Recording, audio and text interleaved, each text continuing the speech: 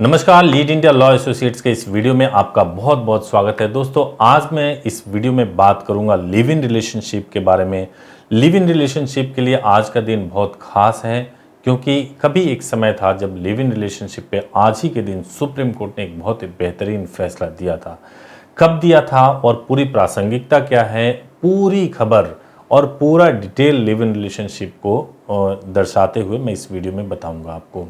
विवाह को सर्वाधिक पवित्र और 7 जन्मों का संबंध मानने वाले देश में सतह के नीचे और अब तो सार्वजनिक रूप से एक ट्रेंड बहुत तेजी से जोर पकड़ रहा है।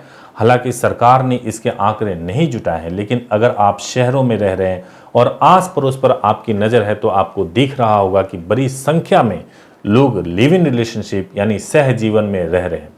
बड़ी संख्या में लोग लिव इन रिलेशनशिप को छिपा भी नहीं रहे, हालांकि छिप कर लिव इन रिलेशनशिप में रहने वालों की संख्या भी कम नहीं है। लिव इन रिलेशनशिप भारतीय विवाह कानूनों में कोई परिभाषा नहीं है।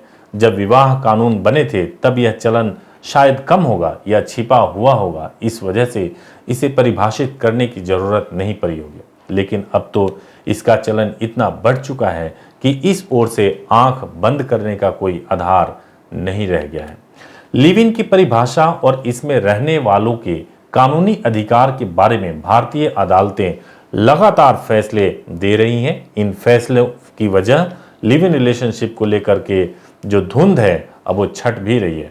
सुप्रीम कोर्ट ने सरकार से कहा है कि वह इस बारे में कानून बनाए। ऐसा होने के बाद मानव संबंधों की इस नई और लोकप्रिय होती श्रेणी को लेकर स्थिति और स्पष्ट हो जाएगी। बहरहाल 1978 में सुप्रीम कोर्ट ने पहली बार एक लिव इन रिश्ते को कानूनी तौर पर सही ठहराया और उसे कानूनी तौर पर विवाह के बराबर ठहराया। जस्टिस कृष्ण अय्यर ने फैसले में लिखा कि अगर पार्टनर्स लंबे समय तक पति और पत्नी की तरह रहे हों तो पर्याप्त कारण है कि इसे विवाह माना जाए। इसे चुनौती दी जा सकती है, लेकिन यह संबंध विवाह नहीं था, यह साबित करने का दायित्व उस पक्ष पर होगा जो इसे विवाह मानने से इनकार कर रहा है।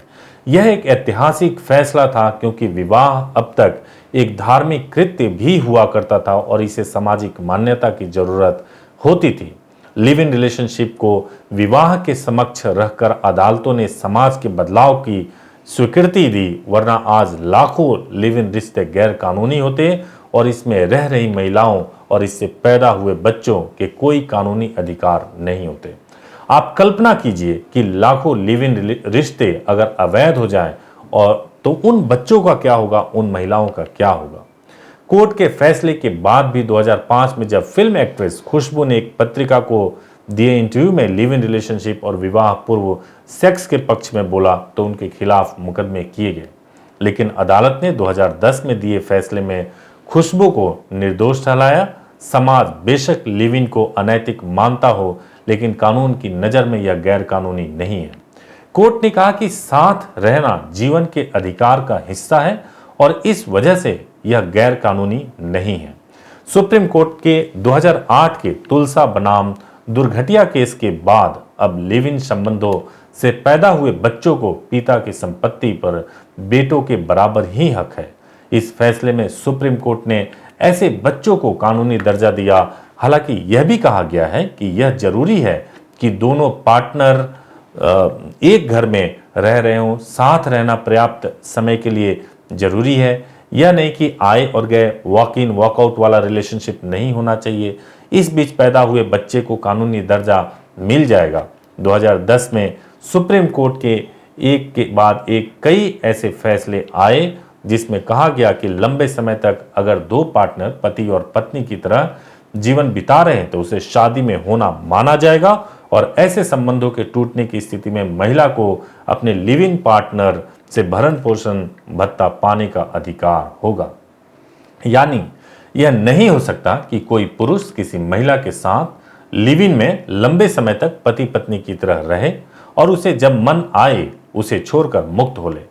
उसे अपनी पार्टनर को मेंटेनेंस की रकम देनी होगी। 2010 के ही एक फैसले में सुप्रीम कोर्ट ने लंबे समय तक लिव इन में रही एक महिला को पार्टनर की जायदाद का अधिकारी माना, जबकि परिवार वाले दलील दे रहे थे कि वह महिला रखैल यानी मिस्ट्रेस है। इस तरह से लिव इन संबंधों को डोमेस्टिक वायलेंस एक्ट यानी घरेलू उत्पीड़न कानून के तहत भी लेकर के आया है। लिव इन संबंधों के टूटने की स्थिति में महिलाएं इस कानून के आधार पर यानी कि डोमेस्टिक वायलेंस और मेंटेनेंस के आधार पर गुजारा भत्ता भी मांग सकती हैं। सुप्रीम कोर्ट ने 2013 के एक फैसले में यह भी बताया कि किन रिश्तों को कानूनी दृष्टि से लिव इन तथा लिव इन रिलेशनशिप माना जाएगा। सुप्रीम कोर्ट के गाइडलाइंस के मुताबिक कोई रिश्ता लिव इन रिलेशन तभी माना जाएगा जब पहला रीजन वह रिश्ता पर्याप्त समय से चल रहा है। पर्याप्त समय को कोर्ट ने परिभाषित नहीं किया है कि रिश्ते में होने का समय कितना होना चाहिए और कितना टिकाऊ होना चाहिए। इस समय को अलग अलग केस में अलग अलग दृष्टि से देखा जाएगा। दूसरा, कोई रिश्ता लिव इन कहलाएगा अगर पार्टनर पर्याप्त समय तक एक साथ एक जगह पर रह रहे हों। तीसरा, कोई रिश्ता लिव इन रिलेशन कहलाएगा अगर दोनों पार्टनर अपने संसाधन यानी अपने रिसोर्सेज एक दूसरे के साथ बांट रहे हों और यह लंबे समय तक हो रहा हो तो उसे भी लिव इन रिलेशनशिप कहा जाएगा। लिव इन संबंध को कानूनी मान्यता के लिए जरूरी है कि पार्टनर के बीच में यौन संबंध अवश्य हो। अगर इस संबंध के दौरान बच्चा पैदा होता है तो रिश्ते को लिव इन माना जाएगा। अगर दोनों पार्टनर समाज में साथ आते जाते हों इस रिश्ते को लिव इन में होना माना जाएगा। सार्वजनिक व्यवहार में अगर दोनों पार्टनर पति और पत्नी की तरह व्यवहार कर रहे हों तो दोनों को लिव इन में होना माना जाएगा। अगर दोनों पार्टनर घरेलू काम मिलजुल कर रहे हों तो इस रिश्ते को लिव इन में होना माना जाएगा। खास तौर से अगर वो वित्तीय संबंध बनाए हुए हैं तो उसको लिव इन रिलेशनशिप में माना जाएगा। कोर्ट ने वित्तीय संबंध को परिभाषित भी किया और परिभाषित करते हुए कहा कि अगर दोनों आर्थिक रूप से एक दूसरे की मदद कर रहे हैं, अगर उनके साझा अकाउंट हो, ज्वाइंट अकाउंट हो, ज्वाइंट नाम से कोई प्रॉपर्टी खरीदी गई हो, महिला के नाम से या पुरुष के नाम से, दोनों ने मिलकर लंबी अवधि के लिए कोई निवेश किया हो या शेयर खरीदा हो तो भी उसे लिव इन रिलेशनशिप के अंतर्गत माना जाएगा। तो आपको पता होना चाहिए कि अब जो भी महिलाएं लिव इन रिलेशनशिप में रहती हैं आपको कोई भी अदालत में या कहीं पर समाज में मिस्ट्रेस या रखैल नहीं बोल सकता, बल्कि पार्टनर जब आपको छोड़ेगा तो आपके पास भी वो सारे कानूनी अधिकार है जो किसी पत्नी को हासिल है। सावधानी यह बरतनी होगी कि आपको लिव इन रिलेशनशिप में होने के सबूत सुरक्षित रखने होंगे। खासकर आर्थिक लेन देन के कागज रखने चाहिए, साथ में रहने के सबूत रखने चाहिए। भारत में यूं तो जोड़ियां स्वर्ग में बनती है और विवाह 7 जन्मों का बंधन होता है जो एक बार हो गया तो मरकर भी खत्म नहीं होता। लेकिन स्वर्ग की ये बातें शायद हो सकता है स्वर्ग में ही लागू होती होंगी। व्यवहारिक स्थिति यही है कि भारत में ज्यादातर शादियां बाप, मामा, फूफा की मर्जी से तय होती है और जब उन्हें टूटना होता है तो टूट भी जाती हैं और शादी में रहते हुए भी तमाम तरह के रिश्ते बनते बिगड़ते रहते हैं। भारतीय शादियों के टिकाऊपन का हाल यह है कि बिहार जैसे राज्य जहां कम आधुनिकता है, झारखंड जैसे राज्य जहां कम आधुनिकता है, वहां इस समय विवाह संबंधित 75,000 से ऊपर केस अदालतों में पेंडिंग है। वहीं सबसे शिक्षित और मॉडर्न माने जाने वाले केरल राज्य में 80,000 से ज्यादा केस पेंडिंग है। यह हाल तब है जबकि केरल में एक साल में अदालतों ने 50,000 से ज्यादा केसों में फैसले सुनाए हैं। यानी विवाह पर विवाद और संकट पूरे भारत में है। ये उन मामलों की बात है जो अदालत तक पहुंचे हैं, बाकी आंकड़ों का आप अंदाजा खुद भी लगा सकते हैं। ईश्वर की बनाई जोड़ी बिखर सकती है, शादियां टूट जाती है, 7 जन्मों के संबंध महीने और साल भर भी नहीं टिकते तो लिव इन संबंध भी टूट सकते हैं और टूट रहे हैं।